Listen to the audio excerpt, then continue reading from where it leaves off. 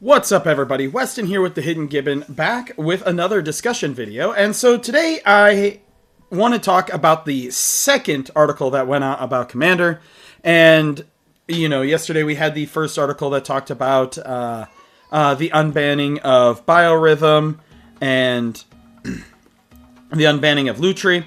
And then we got a second article, which gave us an update to the Game Changers list. Now, I'll be perfectly honest, I was expecting Vivi to make it onto the Game Changer list, and I still think he might at some point in time. However, we did get one update. We got Farewell added to the Game Changer list. And I kind of wanted to discuss a little bit about this today, because I saw a lot of back and forth about this card, not only online yesterday, but also in one of the polls that I had posted, where Farewell was included in one of 4 options for what to make a Game Changer. So let's get into it. So Farewell, for those of you who don't know, is one of the most famous and most powerful board wipes in Magic the Gathering for Commander. It simply says it's a 4 generic, double white, sorcery, and then you can choose one or more modes. You can choose all of them if you so choose. It's exile all artifacts, exile all creatures, exile all enchantments, and exile all graveyards.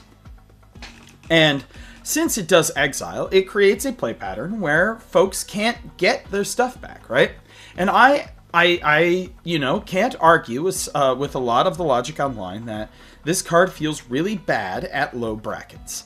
And they even admit that this card comes in some pre-con commanders, so they'll have to address that as is.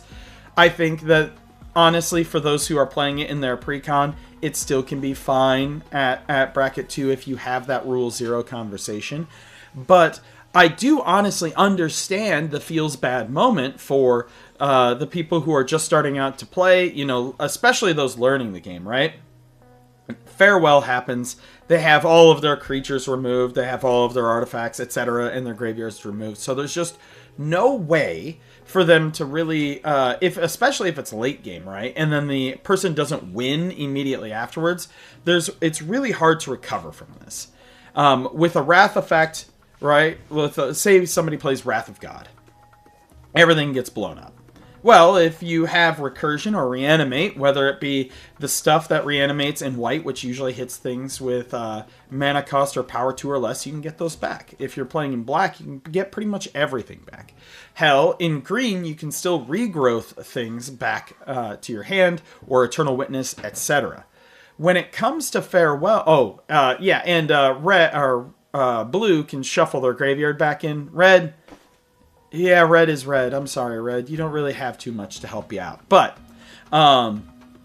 with Farewell, if they name artifacts, they're gone forever. They're not cards really able to pull those back from exile for you. Same with your creatures, your enchantments, and your graveyards. And so it creates this moment where, you know, you've built up. And this is usually not the first Wrath to get played in a game because it's 6, right? Somebody probably played Wrath of God or Day of Judgment or Split Up or any number of other things.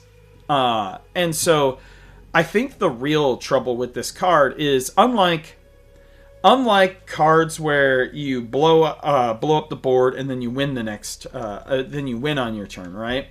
This card isn't being played and then the person winning immediately after. This is usually played defensively. This is both my anecdotal experience with this as well as the experience that seems to be had amongst a lot of Magic players.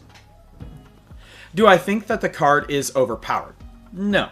But I do think that it does create unfun play patterns in bracket 2 specifically. And it seems very much like the Commander Committee is trying very hard to balance and protect Bracket 2. And I understand that. Bracket 2, for a while, Bracket 3 is the most popular and most played bracket. But I think that they have data to support that Bracket 2 is becoming the most popular because of the influx of Magic players. First from Lord of the Rings, then from Final Fantasy, then from Avatar. I have a friend from when I worked on the Bernie campaign and in politics. She is a wonderful person, and she would have never probably gotten into Magic without Avatar: The Last Airbender. That got her in. And so she now has fun and she plays. And so with all of these newer folks, the bracket that they're probably playing at is bracket 2. It's the slower, more forgiving bracket. It's where your precons are at. And it allows people to play a slow game where they learn the fundamentals of the game. Because let's be honest, Commander is not a very easy format to learn Magic. I learned from Kitchen Table Magic, which I'm going to call it pseudo Commander, because Kitchen Table Magic, we would have decks ranging anywhere from 40 to like 120. I think Nick had like a 200 card Malamamaro Sorcerer deck back in the day. And we just kind of played 1-on-1 or 3-player or 4-player. So I'm going to say that Kitchen Table was a precursor to Commander. And that's where I learned how to play, and it was difficult. And then where I really learned how to play and actually got pretty good at the game is when I started playing in drafts, draft especially. When I started playing a little bit of Standard for the little while I did that, and then Legacy. I think that Legacy made me the Magic player that I am today, and it is a very good format to like really get into the nitty-gritty and what's possible in Magic. But bracket 2 is where you're learning. And yes, they should learn that Wrath sort of thing, but we can put some training wheels on and have Wrath of God, Split Up, etc. help be the training wheels. Like, don't overextend or you might get Wrathed. But when you want that to be a learning experience where if you do get Wrathed, have backup plans where you can get it back. Whereas Farewell just kind of ends everything, and then the game's probably going to last another hour, hour and a half.